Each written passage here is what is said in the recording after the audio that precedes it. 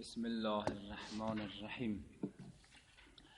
قبل از ورود در بحث یک روایت خیلی کوتاه از امیرالمؤمنین علی علیه السلام در غرر الحکم که روایت خوبی هست که ما اگر کاربردی کنیم و در عمل پیاده کنیم زمینه رشد و کمال ما خواهد قرار گرفت.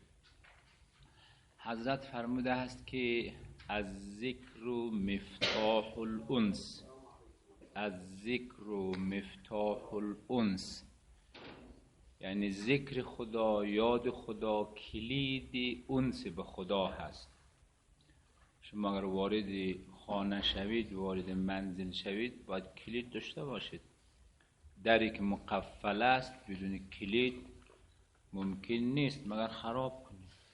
خب روی این اساس لذا و رفیقی که کلید را برده و رفیق دیگر پشت در میمانه، ای تلفن پشت تلفن تا کلید را بفرست، یعنی پشت در انسان میمانه تا این کلید بعد از انسان قرار بده. اگر انسان به خدا انس پیدا کنه، ارتباط با خدا داشته باشد، یعنی هم انس و انیس خدا باشد. انیس بودن به خداوند مساوی هست با فیوزات خداوند، مشمول فیوزات. کسی که انیس خداوند باشد، بگیر از علم، بگیر از برکت عمری، بگیر از سلامتی، رزق و روزی، هر اون چی که بخوایی وقتی با خدا انیس شدی او برات عنایت میکند. مهم اینه که انس با خدا مشکله. حضرت فرموده کلید انس با خدا ذکر است. از ذکر و مفتاح الانس، ذکر یعنی یاد خدا، لا اله الا الله، لا حول ولا. هر وقت دلت غمگین شد، هر وقت فراغت حاصل شد، حتی در بزرگترین مشغله در همون لحظه به یاد خدا باش. آرامش قلب جد. الا به ذکر الله تطمئن القلوب. با ذکر خدا قلب ها آرامش پیدا می کند. خب از ذکر و مفتاح الانس، ذکر خدا، یاد خدا کلید انس به خداست. تمام. بحث ما در تعریف بود، اقسام تعریف بیان شد. به تناسب بحثی در تعریف آمده بحثی از قسمت را آغاز کرده که البته این بحثی از قسمت که مفاهیم را بخواید تجزیه کنید، تقسیم کنید، که خود یک نوعی از تعریف هست یا زمینه سازی از تعریف ماهوی است که حالا بعدا توضیح میدیم. این بحث قسمت که از مهمترین مباحثی هست که بعضی گفتن اولین کسی که این بحث قسمت را مطرح کرده علمای فیلسوفان منطقیین غرب بوده، یعنی افتخار از آنها بوده. در حالی که بحث از قسمت از مباحث بسیار مهم است در معرفت شناسی که انسان اگر بخواد شناخت پیدا کند نسبت به معارف، این بحث قسمت از مهمترین مباحث هست. اولین کسی که این بحث عنوان کرده غربی ها بودن، ولی جناب آقای مرحوم مظفر در پاورقی اشاره کردن نه، اولین کسی که این بحث را ولو این که اجمالا نه تفصیلا مطرح کرده علما و حکمای اسلامی بودن. مثلا خواجه نصیر طوسی اولین کسی بوده که، یا فخر رازی از کسانی بوده که بحث فی الجمله مطرح کرده بوده. به هر حال بحث قسمت از مباحث مهم هست که اینجا در رابطه با قسمت از جهات مختلف، از زوایای مختلف بحث را عنوان کرده. مثلا اول آمده قسمت را تعریف کرده، قسمت یعنی چی. بعد آمده فایده تقسیم را، قسمت را بیان کرده. قسمت کردن یک مفهوم به مفاهیم متباین که شما باید یک مفهوم را ریز کنی، کوچک کنی، تکه و قطعه کنی، به اجزای متباین او را قسمت کنی. فایدهش چی آقا؟ خب بحث دوم در فایده تقسیم و همچنین اساس و پایه ها و اصول تقسیم، روش تقسیم، تعریف و تقسیم، اینا مباحثی هست که انشاءالله به ترتیب میخوانیم. اما اون چی که امروز میخوایم اشاره کنیم دو مطلب است. اول تعریف قسمت، دوم فایده قسمت. اما تعریف قسمت را تعریف کنیم. ایشان آمده در ابتدا قسمت را این گونه تعریف کردن: قسمت ای تجزیته و تفریقه. قسمت الشیء، این شیء را تقسیم میکنی. یعنی چی؟ قسمت الشیء ای تجزیته، او را تجزیه میکنی، یعنی ریز میکنی، کوچک میکنی، جز میکنی. قسمت یعنی تجزیه کردن است، ریز کردن است. و تفریقه، او را تفریق جدا میکنی، مفهوم را مخی ریز کنی، تجزیه کنی، تفریق کنی. خب الی امور متباینه، ریز کردن و کوچک کردن و تجزیه کردن و تفریق کردن یک مفهوم را به امور متباین، به اموری که با هم تباین داشته باشد. خب این من آمد قسمت. مثلا مفهوم انسان یک مفهوم کلی هست. اگر این با عظمت مفهوم حیوان، مثال از حیوان بهتره. مفهوم حیوان یک مفهوم کلی هست. شما باید حیوان را ریز میکنی، به مفاهیم کوچکتر از مفهوم حیوان تجزیه میکنی، تفریق میکنی. خب اگر این مفهوم حیوان را تجزیه کنی، این حیوان تجزیه میشود به انسان، به بقر، به غنم، به بغال، خب به انواع مختلف از انواع حیوان. این میگه قسمت. پس قسمت الشیء ای تفریقته و تجزیته، تفریقه و تجزیته. مثل مفهوم حیوان را که تجزیه بکنی به امور متباین.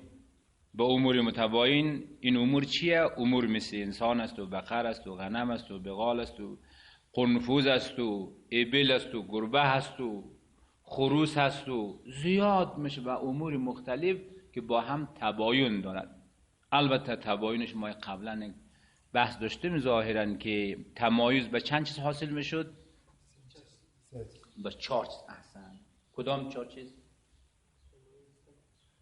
یا بله؟ تمایز به ذات، تمایز به جزء ذات، تمایز به عارض از ذات، چیزی که عارض بر ذات میشه. خب این 3 تا شیخ اشراف گفته بود به همون شدت ضعف تشکیک. احسن. یعنی تمایز به تمام ذات، به جزء ذات، به امر خارج از ذات، عارض بر ذات، و تمایز به تشکیک، به شدت و ضعف، به تقدم و تأخر. اینها دقت کردید؟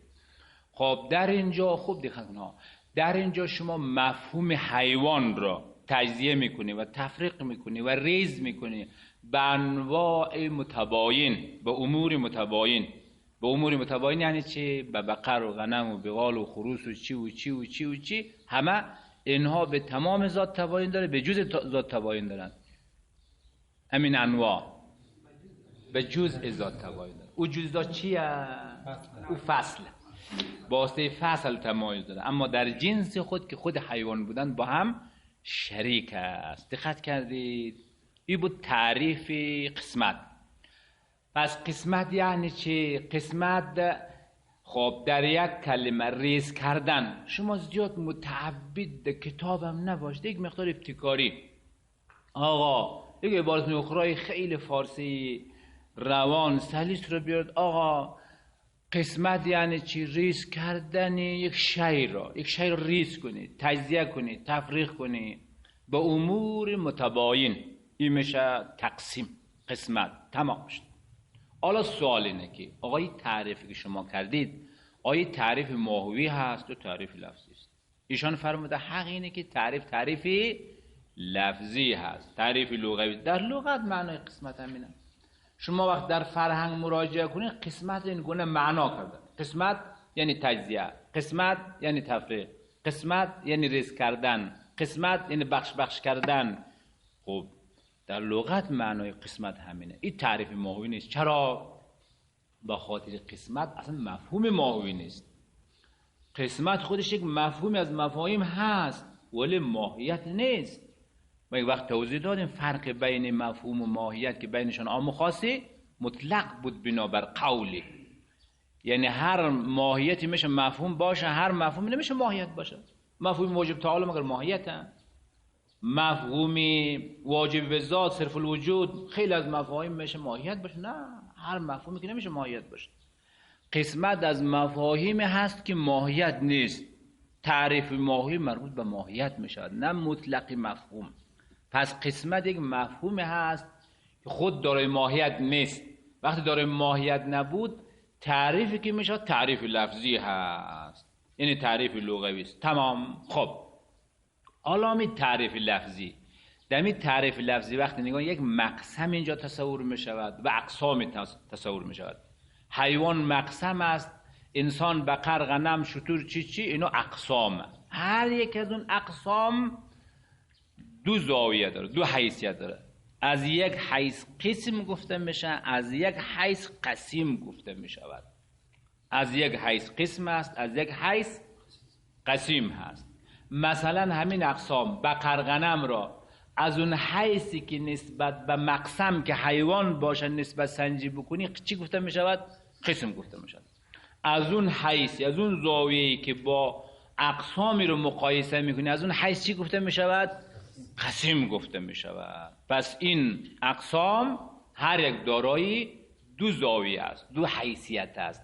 از یک حیث قسم گفته میشود، از حیث دیگر قسیم گفت. مثلا شما وقتی مفهوم علم را تقسیم میکنید به تصور و تصدیق، هر یک از تصور و تصدیق این دو حیثیت را دارد. از اون حیثی که با علم معیار عیار میشود چی گفته میشود؟ قسم. از اون حیثی که با دیگری مقایسه میشه چی گفته میشود؟ قسیم گفته میشود. پس تصور و تصدیق با خودشان قسیم است، با علم چی گفته میشود؟ قسم گفته میشود. تمام شد. این مطلب اول. پس مطلب اول در یک کلمه این شد که تعریف قسمت در یک کلمه بلکه در نصف کلمه اینه که قسمت یعنی ریز کردن، یعنی تجزیه کردن، یعنی تفریق کردن یک شی را به امور متباین. اون امور متباین دارای دو حیثیت، قسیم و قسم. تمام شد. اما مطلب دوم فایده قسمت چی فایده داره؟ جناب آقای مرحوم مظفر فرموده فواید فراوان دارد. اینجا یک 3-4 تا فایده را خب مش نمونه خیروار ذکر کرد. ولی خود قسمت کردن یک مفهوم فواید زیادی دارد. اینجا یک چند تا فایده را ذکر کرده با ذکر مقدمه. ما اول کلی اون فواید را، بعد مقدمه، بعد تفصیل این فواید.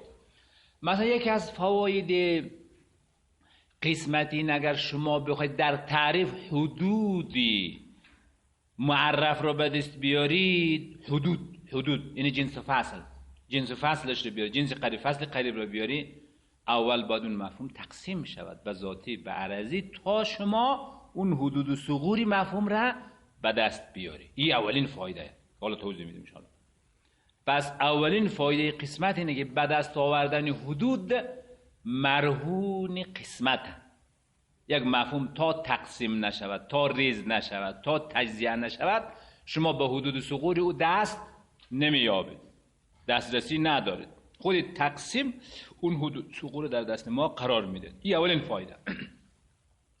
دومین فایده برای تجار، یک تاجر اگر موفق باشد در ربح تجارتش، اولین کاری که میکند این مالش را قسمت میکند. بخش خوراکی، بخش پوشاکی، بخش معدنی، چی هر کدام را بر اساس همون تقسیم ربحش را، فایدهش را، سود و ضررش را در نظر میگیره. خیلی فایده دارد. یک تاجر در صورتی موفق است که یعنی مالش را بشه قسمت دسته بکنه. هر دسته ربح و سود و ضررش را در نظر میگیره. یکی از فایده قسمت. یکی از فایده قسمت در طرح تفصیلی کتاب. آقا یک کسی اگر کتاب بنویسد، حالا کتابای که الان متاسفانه نوشته میشه کتابای علمی نیست، تو شانزی یا شانس حرکت میکنن، اصلا این عنوان با اون عنوان ارتباط اصلا نداره. این عنوان اول با عنوان دوم مثلا رابطه‌اش نداره، ارتباطش نداره. خب اینا علمی نیست. این طرح تفصیلی که بعضی کتاب می نویسه مثل کشکول میماند. کشکول شیخ بهایی میماند. خب کشکول که اونجا که فرض ببینید شانسی یا شانس هر چی دیگه آمد نوشته میکنه. یک کتاب علمی اولین هنری که یک مؤلف داره باید طرح تفصیلی داشته باشه. طرح تفصیلی یعنی اون مفهوم، اون موضوعی که در نظر گرفته، یک موضوع خاص، یک موضوعی که در عنوان کتاب قرار داده، اون موضوع را در عنوان بندی باید ریز کنه. اول بخش 4 بخش، بعد هر بخش چند فصل، هر فصل چند تا عنوان باید بده، زیر مجموعه ها. امروز کسایی که رساله و پایان نامه می نویسه، اون انجمن علمی اولین کاری که میکنه باید طرح تفصیلی رو تایید کنه.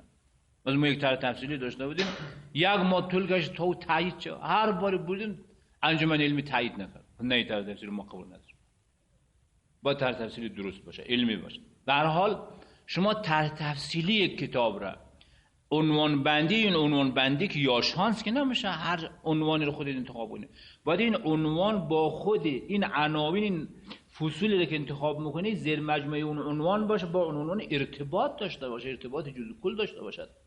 نه این که عنوان یک چیز انتخاب کنی بعد زیر مجموعه با خود عنوان اصلا ارتباط نداشته باشد. این نمیشه آخر. پس یکی از فواید تقسیم و قسمت اینه که برای باب کردن یک علم بسیار تأثیر و اثر مهم دارد این تقسیم کردن. مثلا شما در علم نحو وقتی میخوای کتاب مینویسی، اول به چه کار کنی؟ باید کلمه را تقسیم کنی به اسم و به فعل و به حرف، بعد اسم تعریف کنی تقسیم کنی به معرفه و به نکره، بعد نکره را تقسیم کنی، بعد معرفه را به اقسام تقسیم کنی و اینا رو عنوان بدی. بعد هر مسئله که روبروش دی بعد ببینی این مسئله با کدام عنوان تناسب داره، تحت اون عنوان بیاری. نه بحثی که مربوط به مبتدا و خبر رو در بحث فاعل بیاری، در باب اضافه بیاری، یا بحثی که مربوط به باب اضافه است او رو در باب مبتدا و خبر بیاری، یا بحثی که مربوط به اضافه است او رو در باب اسماء اشاره بیاری. اون نمیشه آخر یا قانونی، یک نظمی. لذا یک علم را شما اگر بخواید باب کنید، این مرهون قسمت که در قسمت تو موفق باشه، در ریز کردن یک عنوان کلی موفق باشه. این یکی از فواید قسمت است. این 2 فایده، بلکه 3 فایده. فایده اول چی شد؟ فایده اول به دست آوردن حدود صغور. فایده دوم چی شد؟ یک تاجر برای بخش کردن مالش در صورت موفقه که تقسیم را بلد باشه. فایده سوم شد در طرح تفصیلی کتاب، عنوان بندی کتاب، تبویب باب کردن کتاب، کسی موفقه در قسمت موفق باشد. خب 3 فایده. فایده چهارم که یکی از مهمترین فایده های قسمت است، در مکتبه کتابخانه است. شما یک کتابخانه‌ای که تالار مطالعه هست، خب آقا این کتاب ها باید قسمت شود که در هر قسمتش برای اون کتاب مقصود را پیدا کنن. مثلا شما دنبال یک کتاب است، این کتاب باید در کدام قفسه پیدا شود. خب خصوصا کتاب مثل کتابخانه رضوی که دنیایی از کتاب، اینجا آدم غرق میشه. این کتاب لمعه را از کجا پیدا کنه؟ کتاب لمعه طلب داره. این مورد در بخش ریاضیات هر چی اونجا هر چی که بگرده و کتاب لمعه پیدا نمیشه. در بخش شیمی بوده، در بخش فلسفه بوده، هر چی که نگاه اونجا کتاب لمعه وجود نداره. خب فرض 15 تا قفسه کلا کتاب فلسفه، تو 15 قفسه را از اول تا آخر شاید نیم ساعت 1 ساعت ورق بدین اینا نگاه کنی، یکی کتاب لمعه پیدا نمیشه. از اول مستقیم برو در بخش فقه. خب لذا این قسمت در کتابخانه، حالا اصلا در جاهای دیگه کتابداری خودش یک رشته است. خود کتابداری خودش یک رشته است. یعنی کسی رو به عنوان کتابدار انتخاب میکنه که دکترا داشته باشه یا لیسانس داشته باشه یا فوق لیسانس داشته باشه در کتابداری ها. حالا در کابل که مثلا کتابدار که اش کتاب سوال کنیش خبر نداره که همچین کتابی در کتابخانه وجود داره یا نداره. اگه خبر داشته باشه بار نیم ساعت راه مورو به مشکل پیدا کنه. اما یک کتابدار در همون لحظه در طرفتون این آورده فلان قفسه، فلان شماره، فلان ممیز فلان راحت خب یک آدم گیج باشه پیدان خودش در اون لحظه مستقیم مره، نه این که از او قفس زده و قفس زده و قفس زده و قفس زده. پس این کتاب باید بر اساس قسمتی یا بر اساس نام مؤلف یا بر اساس علم یا بر اساس حروف الفبا باید قسمت شود. کتاب ها رو که تقسیم بندی میکند یا بر اساس حروف الفبا هست یا بر اساس مؤلف هست یا بر اساس عناوین هست، عنوان علمی هست، مربوط به فقه می شود، مربوط به فلسفه، مربوط به منطق می شود، مربوط به ریاضیات می شود، در بخش ریاضیات مراجعه کند. یک از فواید قسمت. فواید زیادی دارد. تمام. خب پس مطلب دوم فواید قسمت. البته مرحوم مظفر با ذکر یک مقدمه این 4 تا 5 تا فایده رو ذکر کرده. اول مقدمه اینه که گفته آقا اصلا قسمت کردن میشه فصل مقوم خود انسان باشد. البته مجازاً تسامحاً فصل مقوم که اون ناطق بودن انسان است. اصلا اساس حیات زندگی انسان بر اساس قسمت است. یعنی زندگی و حیات انسان مبتنی به قسمت است. اگر او قسمت کردن را بلد نباشه اصلا زیربنایش به هم ریخته شده، اختلال در نظام زندگیش به وجود میاد. اصلا حیات انسان بر اساس چی مبتنی هست؟ بر اساس قسمت کردن. لذا هم روزی که انسان آفریده فطرتاً شروع میکنه به قسمت کردن، تقسیم کردن. مثلا موجود تقسیم به آسمانی به زمینی، موجودات زمینی رو به اقسام، موجودات آسمانی رو به اقسام تقسیم میکند.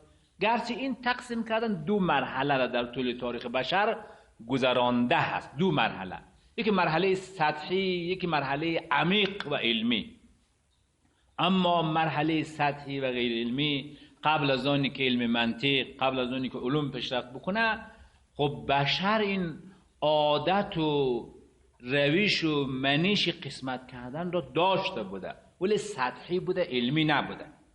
مثلا موجود تقسیم میکرده با آسمانی و زمینی، موجود زمینی را هم تقسیم میکرده بدون قاعده که موجودات زمینی میشه بری باشه، بحری باشه، حیوان باشه، بهار باشه، اشجار باشه، چی باشه نباشه.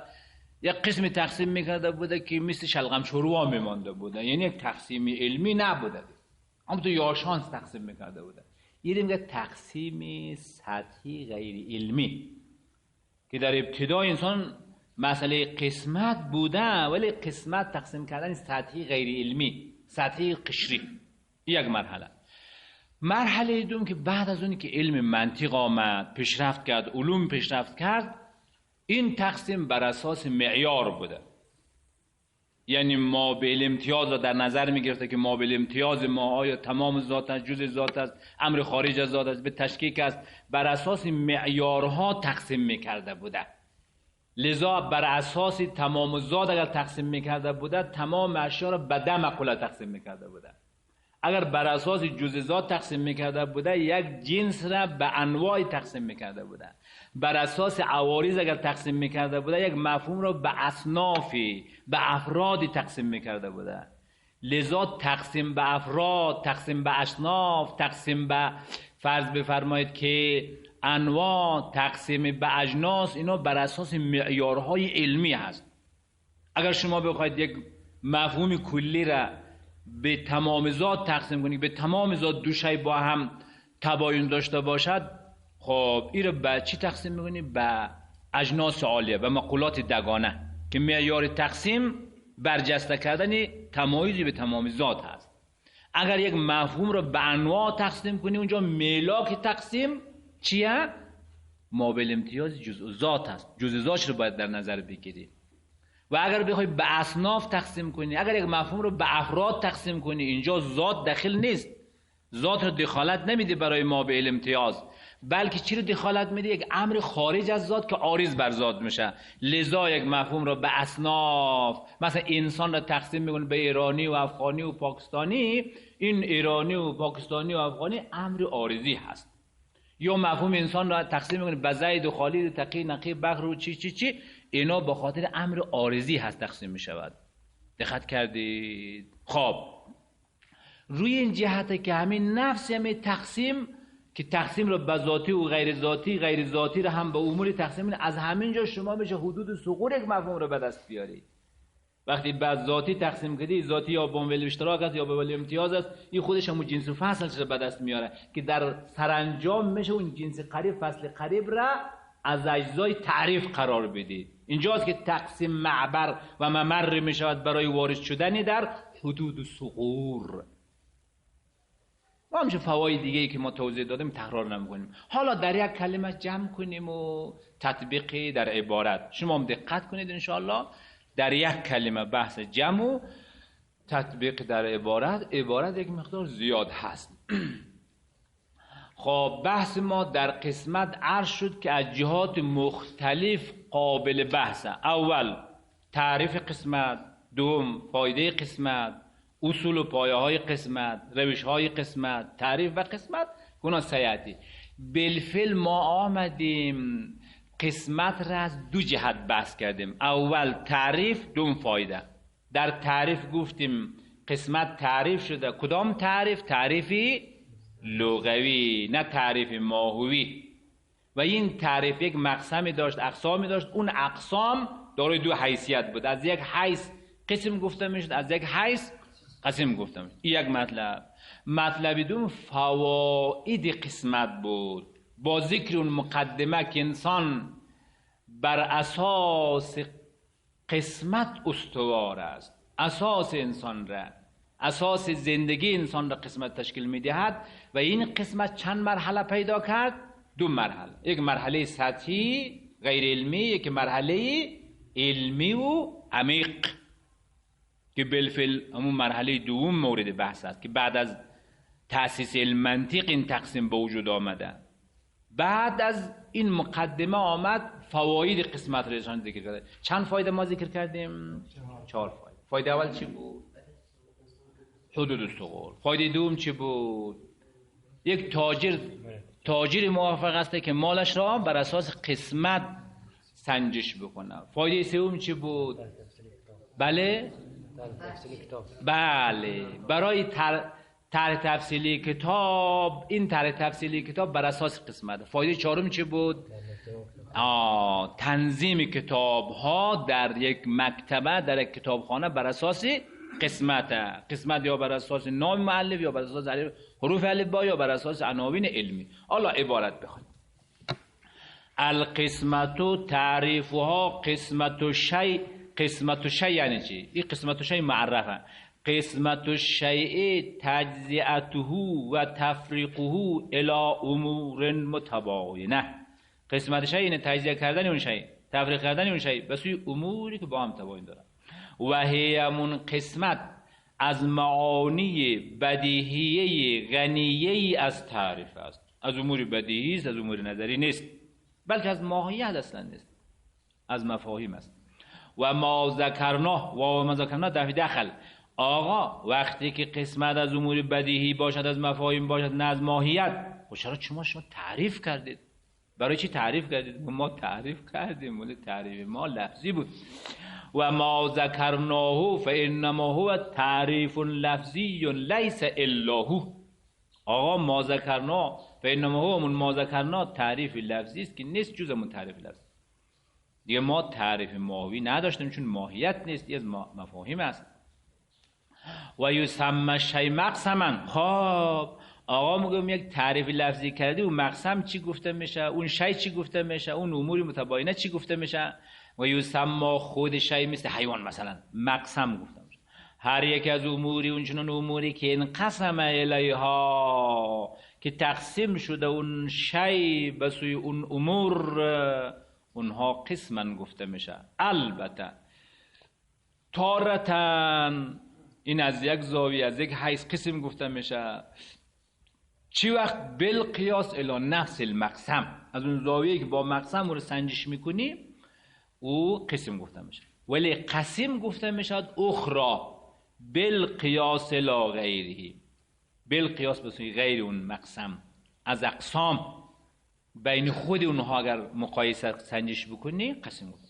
فاذا قسمنا العلم الی تصور و تصدیق، مثلا زمان تقسیم کنیم علم رو واسه تصور و تصدیق، از باب مثال فالعلم مقسم گفته میشه، تصور قسم گفته میشه، از علم قسم گفته میشه برای تصدیق، و هاکذا تصدیق قسم گفته میشه برای علم، قسم گفته میشه برای تصور. فایدتها تأسست حیات الانسان کلها علی القسمت. آقا پایه‌گذاری شده هست حیات انسان، تمام حیات انسان بر اساس قسمت. زیربنای زندگی انسان را قسمت تشکیل می‌دهد. و هی من قسمت من امور الفطریه التي نشأت معه علی الارض. آقا قسمت از امور فطریه است که نشأت گرفته، به وجود آمده. این قسمت که از امور فطریه است با خود انسان در زمین، اما زمانی که انسان به وجود آمده، از همون زمان قسمت هم خودش به وجود آمده.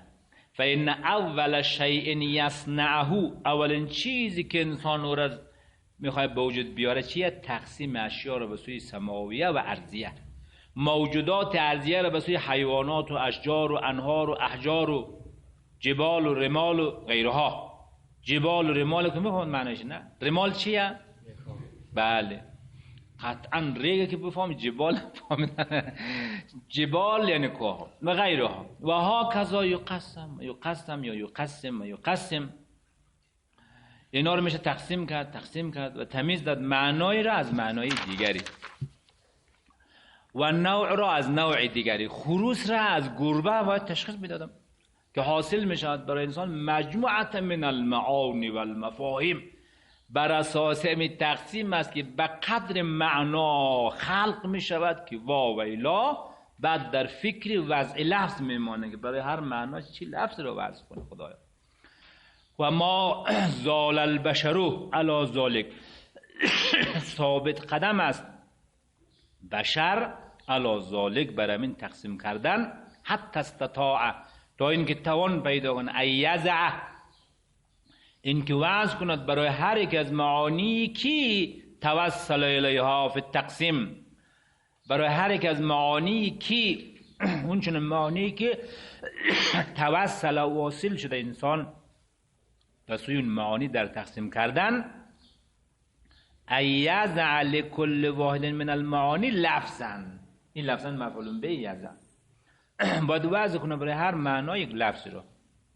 من الالفاظ ولولا القسمه لما تکثرت عنده المعانی ولا الالفاظ. اگر همی قسمت کردن نمی بودی دیگر تکثر معنا، تکثر الفاظ، معنا و مفهوم نداشت. ثم استعان بالعلوم والفنون على تدقیق تلك الانواع و تمییزها تمییزا ذاتیا. ثم بعد از مرحله سطحی و قشری هست. در ابتدا انسان که دارای سرمایه علمی نبودم تو یا شانس تقسیم میکرد، یا شانس آسمانی زمینی موجود زمینی رو هم تقسیم میکرد بود شانسی. اما بعدا مرحله علمی عمیق بر اساس قاعده معیار تقسیم میکرد. ثم استعانه، سپس یاری میجوسته انسان باسته علوم و فنون بر دقت کاری تلک الانواع و تمییز اون انواع، تمییزا ذاتیا نه تمییزا عرضیا. ولا یزال العلم، ثابت بوده علم و دانش عند الانسان که کشف میشه برای اون انسان کثیرا من الخطأ فی تقسیماته. در اصول فقه میخوانی که انشاءالله وقتی که فرض بفرمایید که کسی میه عراق رو تقسیم کرده، مردم عراق رو به عالم و به جاهل و به طبیب و به چی، تقسیم غلط، این تقسیم علمی نیست. کاش میشد برای او کثیر من الخطا در تقسیماتش و تنویعاتش. بعد میبینید تقسیمی که ما کردیم، این تقسیم عراقی رو تقسیم کنیم، مردمای عراق یا سرمایه داره یا فقیره یا عالمه یا جاهله یا طبیبه یا غیر طبیبه یا سالمه یا مریضی یا مشلغم شروع. آقا این تقسیم نیست، این تقسیم است. بعداً مفهوم این تقسیم غلط، این تقسیم غلط که میرسه انشاءالله. ثم استعان بالعلوم. بله ولا یزال العلم عند الانسان یکشف له کثیر من الخطا فی تقسیماتی و تنویعاتی فیعدلها، پس خودشون تقسیمات را تعدیل میکند بر اساس قواعد و معیارها و کشف میشود برای انسان انواعا که لم یکن قد عرفها فی الموجودات الطبیعیه، انواعی را به دست میاره که قبلا عارف نبود در موجودات طبیعیه، یا اموری اونچنین اموری که اختراع میکند اون امور را من هذه الموجودات و تعلیف میکند اون امور را، او مسائل علوم و فنون، یک سلسله مسائلی را بعداً بر اساس تقسیم به وجود میاره که قبلا حتی در قوه متخیله ارسطو تصور هم نمیشده اون چیزایی که فارابی گفته. و سیعتی کیف نستعین بالقسمت. انشاءالله فردای درسی میرسیم که چگونه ما یاری میجوییم به سبب قسمت بر تحصیل حدود و رسوم و ثغور و کسب همون حدود و رسوم، که ما واسه تقسیم به حدود و ثغور میرسیم، به حد میرسیم، به جنس قریب و فصل قریب میرسیم. سیعتی کیف نستعین بالقسمه علی تحصیل حدود و رسوم و کسب اون حدود و رسوم، بل کل حد انما هو مؤسس من اول الامر علی القسمه. بلکه هر حدی همانا و من هر حد پایه‌گذاری شده از اول امر بر اساس قسمت. هازا این به دست آوردن حدود و ثغور و رسوم یک شیء با واسطه تقسیم یکی از مهمترین فواید قسمت است، از عمده ترین فواید قسمت است. و تنفع القسمت فی تدوین العلوم والفنون. دیگر از فواید قسمت اینه که نافع است قسمت کردن در تدوین علوم و فنون، یعنی باب کردن و طرح تفصیلی، به تعبیر امروز طرح تفصیلی نامگذاری. و تنفع القسمت فی تدوین العلوم والفنون ولتجعلها ابوابا و فصولا و مسائل متمیزه. برای اینکه قرار بدید تو اون علوم و فنون را باب فصل مسائل. شما نگاه مفاتیح الغیب ملا صدرا اول آمده مفتاح مفاتیح الغیب، مفتاح، بعد شاهد، بعد اناره. خب آمده هر کدام رو به تناسب همون عنوان ریس کرده، کوچیک کرده. لیستطیع الباحث، تا این که توانمند شود بحث کننده باحث، ایل حقه، این که ملحق کند ما یعرض علیه من القضایا، اون چی که عارض شده بر اون انسان، بر اون باحث از قضیه روبرو شده. خدای قضیه رو کجا ببریم؟ این قضیه در باب حال بحث کنیم، در باب فاعل بحث کنیم، در باب اضافه بحث کنیم. اگر این عناوین رو کوچیک داشته باشه میفهمه کدام با کدام باب ارتباط داره. ایلحق ما یعرض علیه من القضایا، در باب اون قضایا بر اون ملحق کنه. بل العلم لا یکون علما ذا ابواب و مسائل و احکام الا بالقسمه. بلکه علم نمی باشد همون علم تو دارای ابواب و مسائل و احکام اگر باشد نمی باشد اون علم دارای این امتیازات الا بالقسمت. علم دارای باب مسئله بخش هست که او بر اساس قسمت باشد. فمدون علم نحو، پس کسی که تدوین میکند علم نحو را مثلا از باب مثال، لابد ان یقسم الکلمه را اولین کاری که میکنه یک تیغی چاقوی تیزی داشته باشه همین کلمه را برش کنه.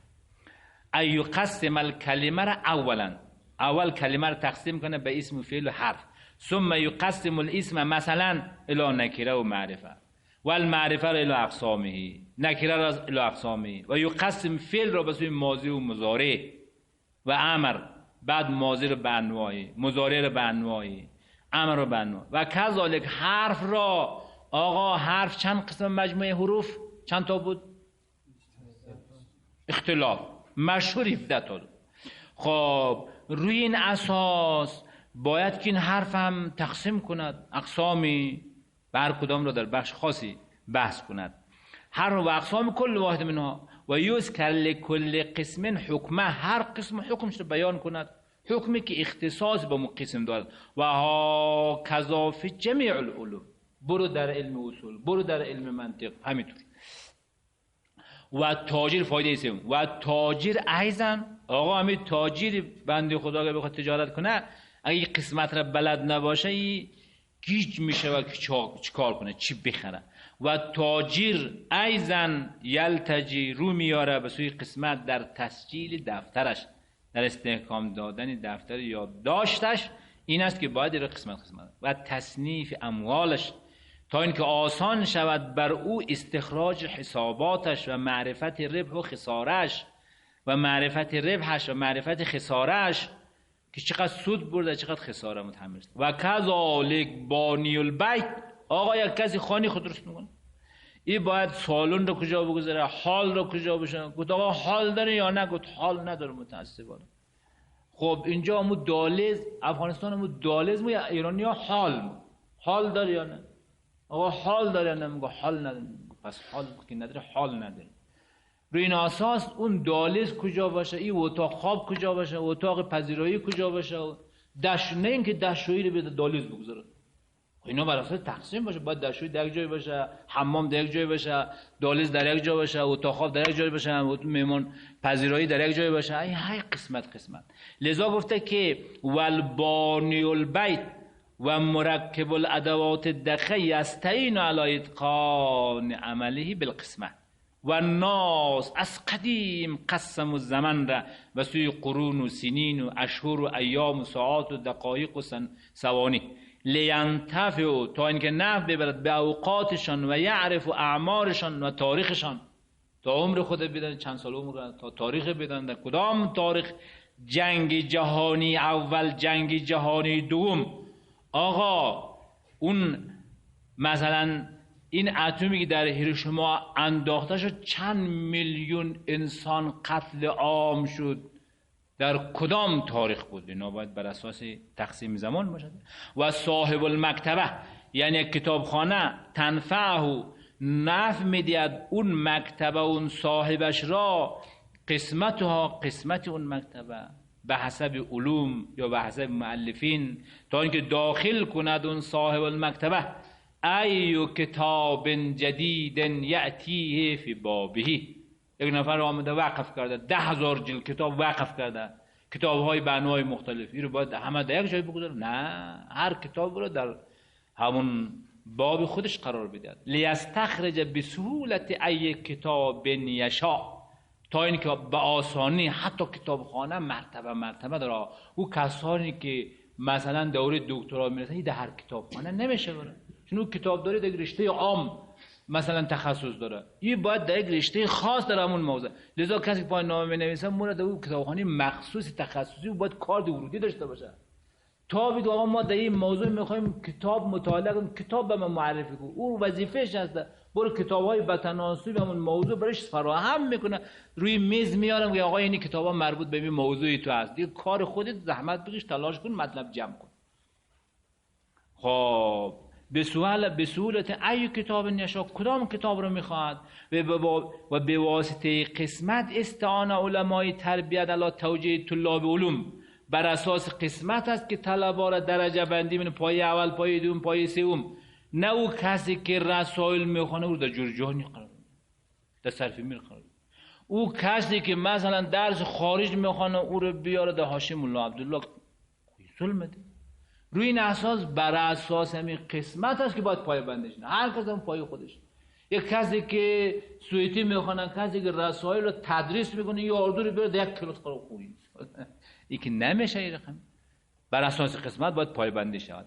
لذا گفته که قسم المدارس را الی ابتدائیه، ثانویه، عالیه، ثم کل مدرسه الی صفوف لیضعوا، تا وضع کنه برای هر صفی و مدرسه منهاجن، یک منهجی که مناسب باشد او را از تعلیم.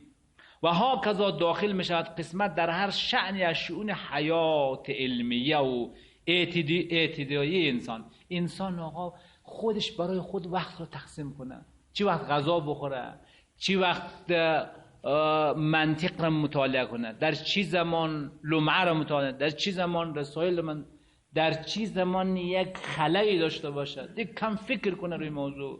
لذا آیت الله بهشتی میگه فقط برنامه گذاشته دکتر بهشتی که یک ملت لقب پیدا، برنامه‌اش بوده که زبان انگلیسی رو فقط در اون زمانی که در شوی میره و دیر حفظ کنه، دیگه وقت فکر خود او مشغول نمی‌کنه، هر وقت در شوی میرفته بوده.